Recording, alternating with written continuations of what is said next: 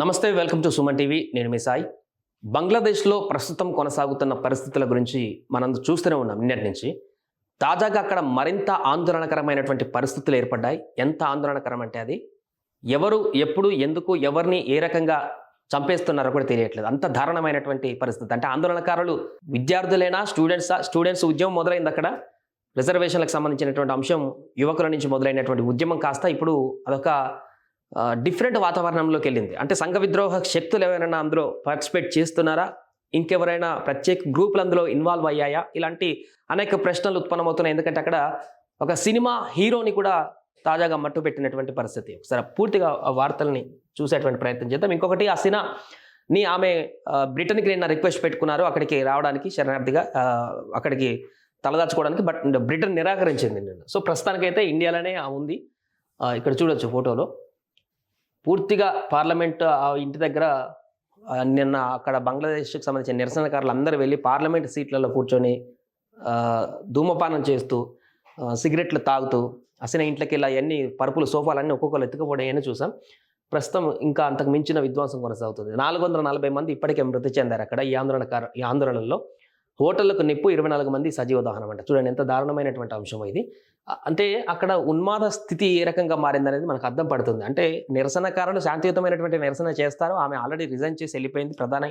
కానీ ఇక్కడ ఇంకా కూడా ఎందుకు ఈ రకమైనటువంటి పరిస్థితి కొనసాగుతుంది అనే ప్రశ్నగా మారింది. వీళ్ళు నిజమైనటువంటి నిరసనకారులైనా ఇంకెవరైనా ఉన్నారా? ఇక్కడ చూడండి, సినీ హీరోను కొట్టి చంపిన అల్లరి మూకలు.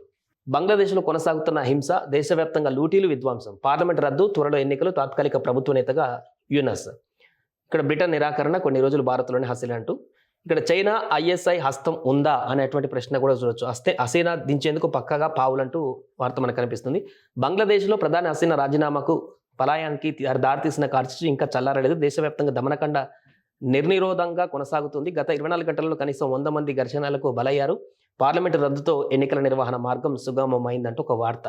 సో ఈ యొక్క ఘటనలో నిన్నటిదాకా అమెరికా హస్తం ఉంటుందేమో అనేటువంటి ప్రశ్న తలెత్తింది. ఎందుకంటే హసీనా గతంలో అమెరికా బంగ్లాదేశ్లో ప్రజాస్వామ్యయుతంగా ఎన్నికలు జరగలేదు అనేటువంటి విషయాన్ని ప్రస్తావించినప్పుడు అప్పుడు స్తబ్దుగా ఉన్నటువంటి హసీనా కొంతకాలం క్రితం ఎవరైతే ఇలాంటి వ్యాఖ్యలు చేశారో వారికి మన దేశంలో షెల్టర్ ఇస్తే అప్పుడు ప్రజాస్వామ్యయుతంగా ఎన్నికలు జరిగాయని వాళ్ళు చెప్పేవారు కావచ్చు అంటూ ఇండైరెక్ట్గా అమెరికాను ఉద్దేశించి కొన్ని వ్యాఖ్యలు చేస్తారు. అప్పటి నుంచి అమెరికా కొంత సీరియస్గా ఉంది బంగ్లాదేశ్ ప్రధాని మీద అనేటువంటి ఒక వార్త చక్కర్లు కొట్టింది. ఆ నేపథ్యంలో ఈ యొక్క నిరసనలో, ఈ యొక్క భారీ ఉద్యమంలో అమెరికా పాత్ర ఉందని చెప్పారు. కానీ తాజాగా మరొక అంశం ఏంటంటే చైనా ఐఎస్ఐ హస్తం కూడా ఉందేమో అనేటువంటి ప్రశ్న ఉత్పన్నమవుతుంది. ఇంత భారీ ఎత్తున ఆమె రిజైన్ చేసి వెళ్ళిపోయిన తర్వాత కూడా ఇంకా దేశం పూర్తిగా అల్లకల్లోలంగా మారడానికి, రోజు వందల సంఖ్యలో అక్కడ మరణాలు ఏర్పడడానికి, సినిమా హీరోలు ఎవరు విఐపి అని లేకుండా కూడా వారిని ఈ రకం నిర్దాక్షిణ్యంగా మట్టుపెట్టేటువంటి ప్రయత్నం.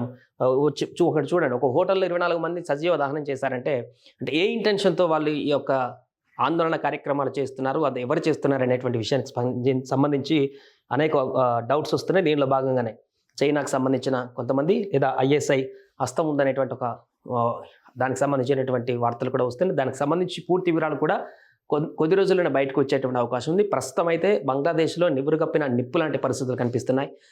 కొత్త అధ్యక్షుడు యూనస్ ప్రస్తుతానికైతే ఎన్నుకున్నారు. బట్ ఆయన తీసుకునేటువంటి నిర్ణయాలు, సైనికులు అక్కడ సైన్యం చేసేటువంటి కార్యక్రమాలన్నిటిదే ఈ యొక్క శాంతియుత వాతావరణానికి కారణంగా కావచ్చు.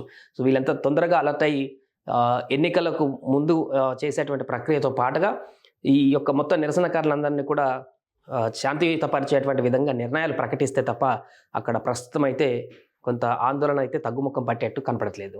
సుమన్ టీవీలో మీ పర్సనల్ అండ్ బిజినెస్ ప్రమోషన్స్ కోసం కింది నెంబర్కి కాంటాక్ట్ చేయండి.